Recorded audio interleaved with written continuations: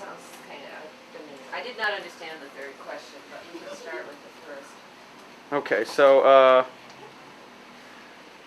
how did we Sit meet? down. yeah, How did we meet? tell me about meeting Donald Miller, DM. Yeah.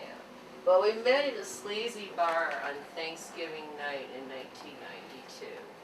It was the first Thanksgiving that I'd ever spent entirely by myself. I had had some invitations to extended family dinners that had fallen through, so nothing really came together. So I'm like being a good, like, you know, post-feminist, self-actualizing woman, and I'm like at home writing in my journal, like during the day, and going, I'm not going to freak out because, you know, I'm a woman alone in New York City on Thanksgiving. I'm just going to, you know, be creative and nurture myself, etc., etc. And besides, I had an invitation to a really good party that night that Tim Vega was throwing, so I knew we'd have a place to go eventually. So the time rolls around to call Tim about the party, and I realized I didn't have the right number, which I didn't know then. I got no answer and no answer. And it's getting to be almost 10 o'clock, and I haven't left my house. And my apartment on 6th Street that you eventually moved into, I haven't left my apartment all day. So I'm like, I'm going to go out and have a drink. So I go around the corner to my local, which is Mary Ann's, where I could always do my like happy hour margaritas. Mary Ann's is closed. I'm like, okay, I'll do the liquor store, do a little like rum and coke at home. Liquor store's closed, Thanksgiving. So then I go walking down a little further down 2nd Avenue, past Nightbirds, which I had never gone in. It always seemed a little bit too sleazy, even for me. Even though I used to habituate the sister branch of Nightingale constantly, like a few blocks up, but that's another story. Anyway, so I walked past Nightbirds, and written like in paint on the window is a sign that says, Jägermeister, $2 every Thursday night. And even though I'm not a big Jaeger fan, I love a bargain. And so I'm like, okay, $2 Thursday night, it's Thanksgiving, it's got to be Thursday, I'm going in. So I walk in, and there's 2 people seated at the bar in the middle, and one of them has his head kind of curly reddish hair like down like this, and I walk in and he kind of like abruptly like sits up and looks over my way, very alertly. And I go up and I introduce myself to him, and he asks me what my name is, and I usually would just say Cree, but for some reason that night I actually gave my whole name and I said Cree McCree. And he said, aye, you're a McCree lass. And that's really where it started. We sort of connected on the level of the gene pool. And I should also add that on that particular night, I had no makeup. I was wearing baggy jeans, an old baggy sweatshirt. I was like so not on the make. He was with Phil, his bass player, if you want to call him that, in Lhasa cement plant, and they have just like done Thanksgiving dinner on 6th Street in one of the Indian restaurants, and they're coming off this like major heroin nod. Oh, and check this out, and Robert knows because he was there. He was behind the bar, looking absolutely gorgeous, you know, with his long hair and like doing magical things and making Dr. Roberts unconscious. That's actually, yeah, this is where. But that's where it meanwhile, came the from, Spin yeah. Doctors come on MTV. Had MTV on for some reason, and I'm like I'm in the middle of this whole blues trap, the Spin Doctors Super Jam Band scene at the antithesis, the opposite end of the spectrum of everything that Borbetomagus is about.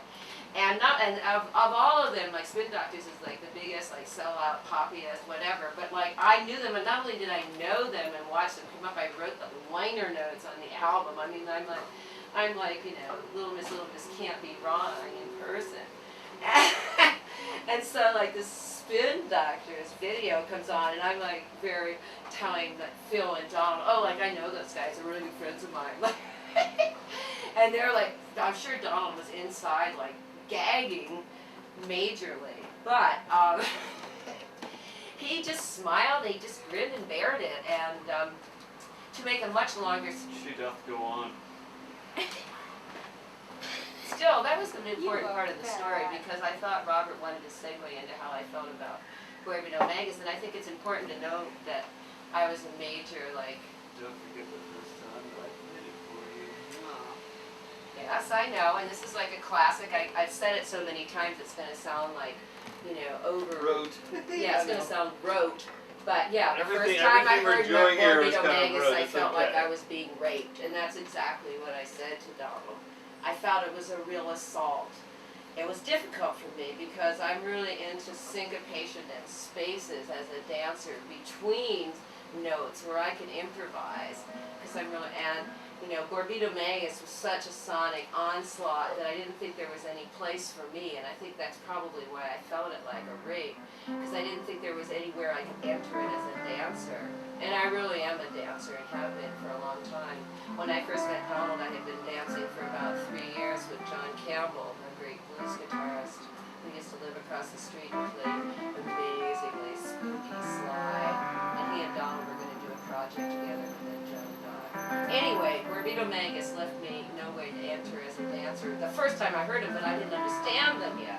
And eventually, as the more I listened to Borbetomagus, I began to hear that inside that sheer wall of sound, they were building like all these Terry Gilliam-like cities and landscapes that were really fanciful and almost like yellow suburbanish sometimes. And that was, if you could like allow your ears to like go into the maze and really hear what Borbito was doing, that it was not just this sheer lots of cement plant wall coming down, but it was actually intricate and delicate even. What do you feel is your interaction with Borbito?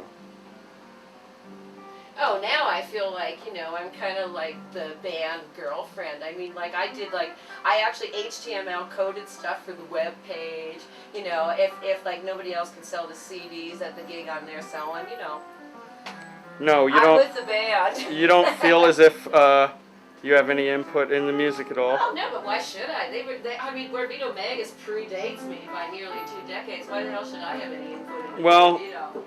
From No, my I don't listen, feel that way at all. the shows, I can hear you at every show.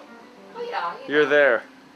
Well, yeah, I mean, I'm a flamenco dancer. I'm of the school that dancers, are part of the music and contribute their commentary along with the musicians. And so, even as an observer, because I don't really dance to Borbito, I have a couple times. They used to have a belly dancer, though. Those must have been wild days.